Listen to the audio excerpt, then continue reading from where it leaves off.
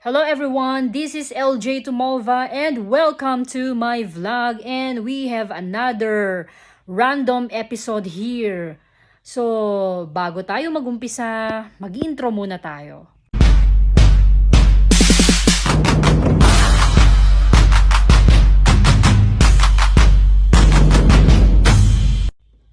So guys, another episode na naman tayo ng unboxing here. So, ito siya. Pero, hindi siya, NBA cards. Siguro mas maganda sabayan na lang muna natin ng kape. Wait lang timpla lang ako ng kape.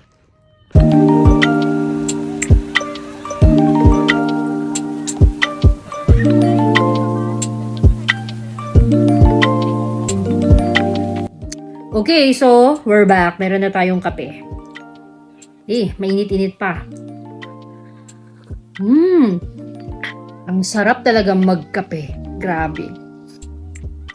Yeah, kahit mainit ang panahon, hindi pa rin parang mawawala sa akin yung uminom ng kape, no? So this time, meron tayong i-unbox. This is not an NBA cards, okay? So, this is a food, okay? And, tara, buksan natin, no? At galing ito sa, kay Ma'am Mitch Asanya. Okay? Binili pa natin ito ng Shopee. Okay?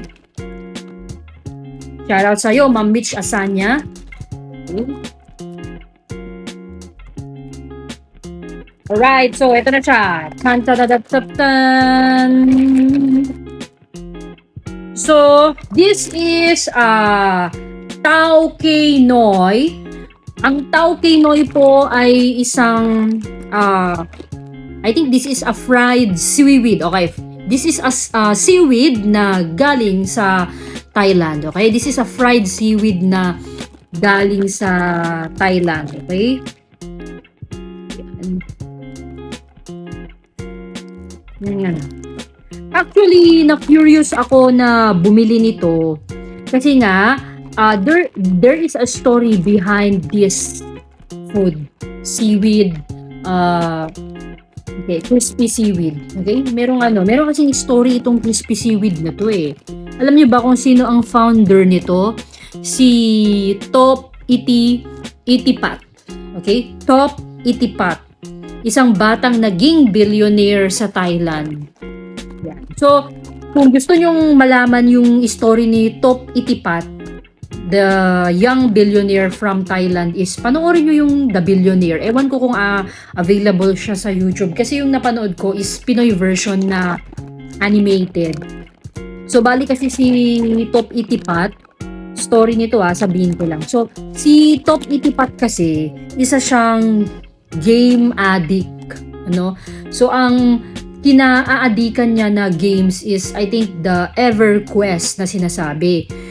Sobrang addict niya sa games na to. Halos yung mga pera niya is doon na napupunta kakabili ng mga rare items. I think, nung bata siya, may kaya sila sa buhay. So, hindi siya naghirap. May kaya ang parents niya. I think may business yata sila.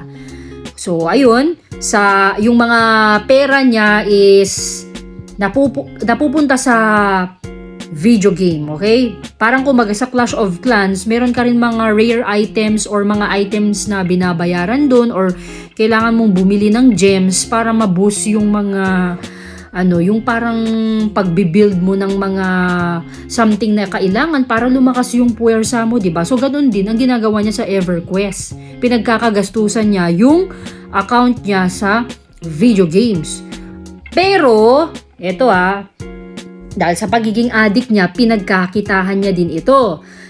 One time, may nag-offer sa kanya na Singaporean na I think $100,000 yata para lang mabili yung mga rare items na meron sa kanya doon sa account niya, sa games niya, sa EverQuest.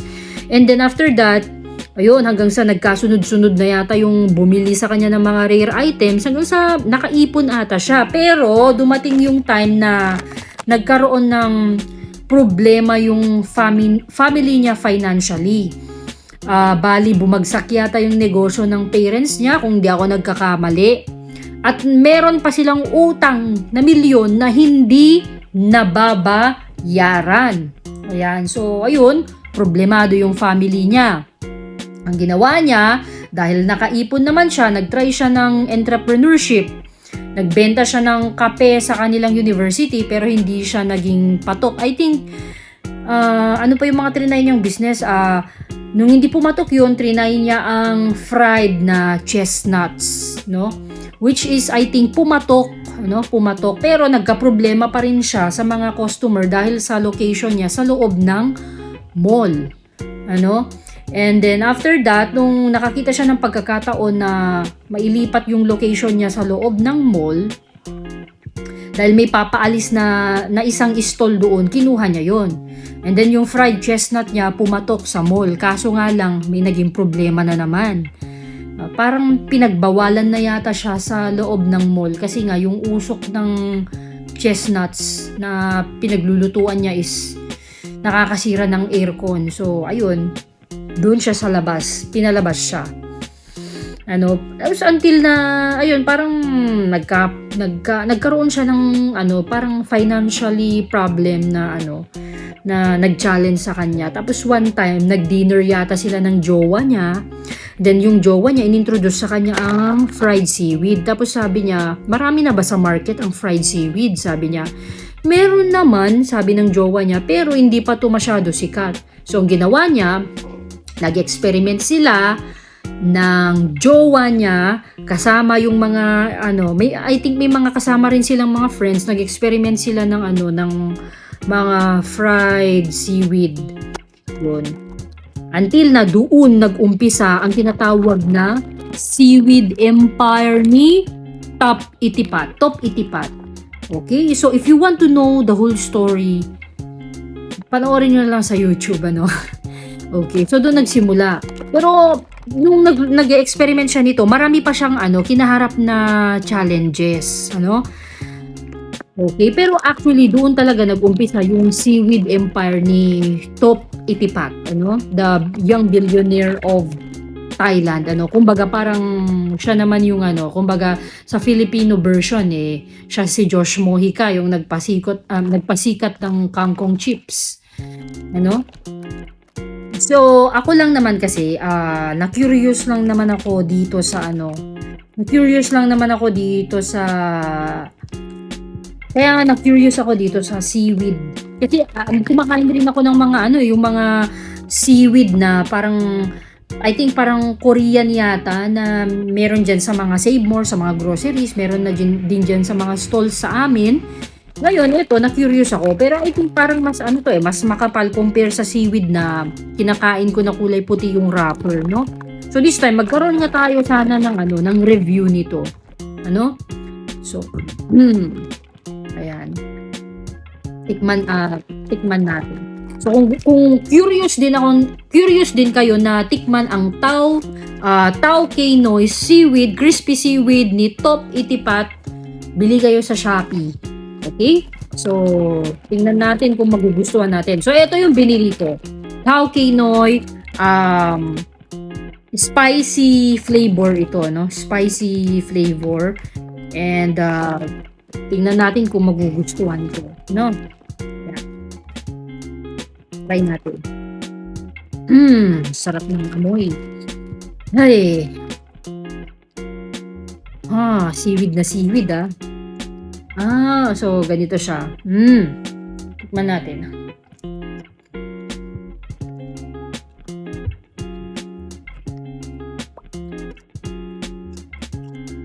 Anghang. Pero masarap. I like the texture. Saktong-sakto. Saka masarap siya. Ang anghang lang, spicy flavor nga, pero ang sarap.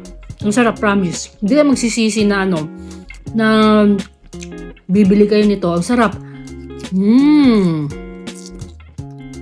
No wonder kaya siya sumikat. Sarap. Yun lang, ang anghang. Parang hindi ko yata kayang kainin lahat. Yun Hindi ko ito mauubos ng isang upuan eh. Kasi maanghang. Pero promise ko sa inyo na pag bumili kayo ng Tao Kay Noi, hindi kayo magsisisi.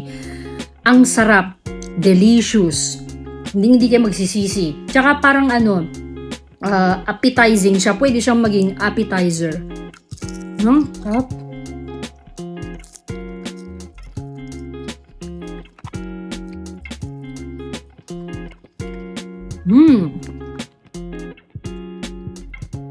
Grabe, ang sarap. Guys, bili na kayo sa Shopee. Hindi kayo magsisisi, no? Sarap talaga. So appetizing. It's so delicious. I like the texture. Basta gusto ko yung crunchiness niya. Seaweed talaga.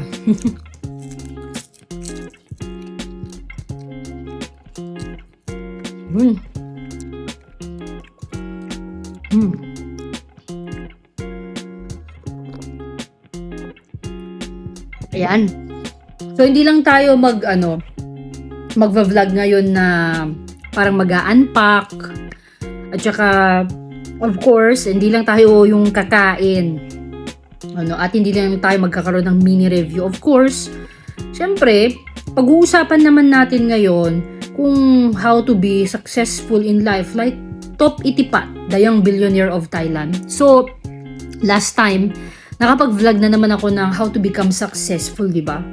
So, ngayon, ang inspiration kasi sa vlog na ito si Top Itipat. Na sinong mag-aakala na ang isang bata na addict sa computer games ay magiging isang billionaire. Ngayon, ano bang natutunan natin na ano ba yung, or ako na lang ano kaya yung mga lessons na natutunan ko sa story ni Top Itipat? Ang masasabi ko lang is, kagaya ng dati, kung talagang ikaw ay may pangarap, ipaglaban mo, magpursigi ka because wala nang ibang wala nang ibang susi dyan. Magpursigi ka. You have to be really determined. Kasi walang ibang magpupush sa sarili mo na magtutulak papunta sa pangarap mo kung di ikaw. Oo, totoo. May mga tao na andyan yung pamilya natin, mga friends natin. Pero sabihin natin that's all the time is swerte talaga yung mga may tao na may mga supporting system, like supportive ang mga friends nila, ang mga family nila. But what if etong taong ito o ikaw mismo, dumating yung time na sa pangarap mo walang naniniwala, wala kang kasamang lumaban na tuparin ang mga pangarap mo, 'di ba? Ang gusto lang nila makita lang yung resulta. Pero ngayong walang-wala ka, hindi sila maniniwala sa iyo na kaya mong tuparin yung pangarap mo. What if ganun yung situation mo? So, ang dapat mong gawin, ikaw yung unang maniwala sa sarili mo. You have to be really determined. Okay? And aside from magkaroon ka ng attitude na ikaw ay determinado, porsigido, of course, ang gawin mo, kumilos ka. Kasi hindi lang sapat yung may prinsipyo ka na kailangan mong maging determinado or maging porsigido. Kailangan gumalaw ka. You have to take in action. So, ganun yun. Of course, and as you take in action, huwag mo rin kakalimutan na magdasal ka sa Diyos. Kasi sa totoo lang, kung wala man maniwala sa'yo, wala man sumuporta sa'yo na ibang tao, I believe na hindi ka lumalaban mag-isa. Of course, kasama mo ang creator natin. Okay? Kasama ka niya sa pagtupad ng pangarap mo. Siya yung number 1 na naniniwala sa'yo. Okay? So, isipin mo pag may pangarap ka sa buhay, wala mang naniniwala sa'yo, but merong nag-iisa na naniniwala sa'yo. At kasama mo siyang lumalaban. Okay? And number 2, maniwala ka din sa sarili mo. be a fan of your own self kung wala kang supportive system. Pero always kang manalangin kasi nga, as I said, kasama natin lagi ang Diyos na lumalaban at tumutupad sa ating mga pangarap, ano? Okay, and of course, do not afraid to try anything na, for example, yung passion mo, mahilig kang kumanta, mahilig kang magluto, very innovative ka na tao, marami kang mga naiisip na product na na kaya mong, sa tingin mo magiging profitable, gawin mo, ilabas mo yan. Kasi hindi mo alam kung anong mararating yan. Kasi the more na ginagamit mo ang iyong passion, nilalabas mo yan, the more kang binibless ng Diyos. Hindi mo alam kung saan kasi yung yung mararating niyan. Kasi marami yung tao na nag-umpisa sa maliit. May sinimulan sila, diretso nila hanggang sa nakuha nila yung breakthrough nila. Example na lang si Taylor Swift. Favorite singer ko yun hindi ko akalain na wow, billionaire na siya ngayon. Kasi nung nag-umpisa yan, maliit din ang audience ni Taylor Swift. I think according to some sources, meron siyang isang fan kasi na pinakaunang Swiftie. Sabi niya, not more than 50 ang nanonood daw kay Taylor Swift nung nagsisimula siya. Pero tingnan mo naman na ngayon buong mundo na at ang The Eras Tour, galing po ako dyan sa Singapore. Sobrang big yan na concert, sobrang hit. Buong bansa tinatangkilik siya. So, ganun din po dapat yung gawin natin Kung ano yung passion natin, simulan natin yan na gawin. Kahit sa tingin mo walang naniniwala sa'yo, kahit sa tingin mo kukunti yung bumibili sa'yo, or nagla-live selling ka, kukunti yung nanonood sa'yo, hindi mo alam kung anong mararating mo someday kung magtutuloy-tuloy at magiging consistent ka. Basta ang din dyan, masasabi ko na isa is consistent is the key and not giving up. Ang pinaka-word ko lang talaga at pinaka natutunan ko sa story ni Top Itipat, the young billionaire of Thailand, is to never give up at maging pursigido ka kung ano yung gusto mong mangyari. Kasi actually yung seaweed niyang daming pinagdaanan yan. Una niya yan na binenta sa sa 7-Eleven. Kaya lang nung unang presentation niya, hindi siya nagustuhan ng company yata ng 7-Eleven.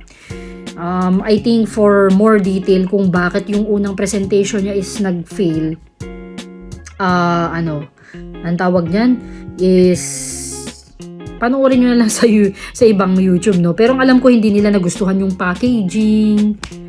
I think yung may something din kasi na siguro hinahanap sila na until na si Top Itipat naman is I think yung mga criticism na natanggap niya is yun yung nag-fuel sa kanya para i-improve ang kanyang seaweed.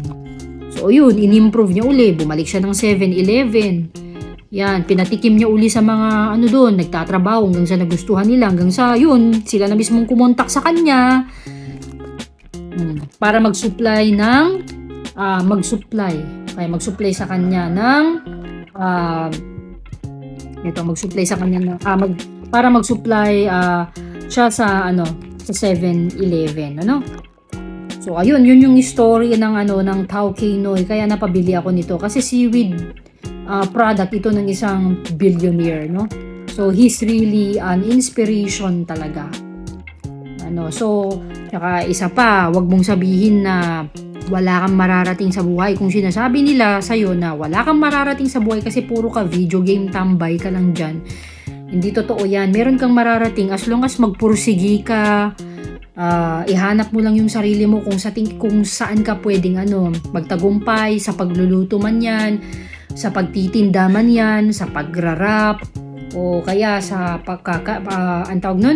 maging singer ka man, or sa songwriter. Sundan mo lang yung passion mo. Kahit na mag-umpisa ka ng maliit, darating din yung araw na lalaki din yan, So guys, kape muna tayo. So that's all my vlog for today. Hopefully naman na marami kayong natutunan sa vlog ko ngayon, Kasi, di lang naman puro NBA cards yung gusto ko talaga maging vlog. Gusto ko naman, meron tayong motivational na vlog. Kasi dati ginagawa ko yun. So guys, hanggang dito lang na muna tayo ngayon. So, please, subscribe to my channel. Paki-share nyo na din sa mga kakilala nyo, sa mga friends nyo. Syempre, para naman na lumawak ang ating community and hoping to give you some educational, motivational, encouraging vlog at saka makapag-entertain na din ako, ng mga tao na naboboring, ng mga nalulungkot dyan, So, more vlogs po tayo na, nagagawin, okay? So, see you and God bless you.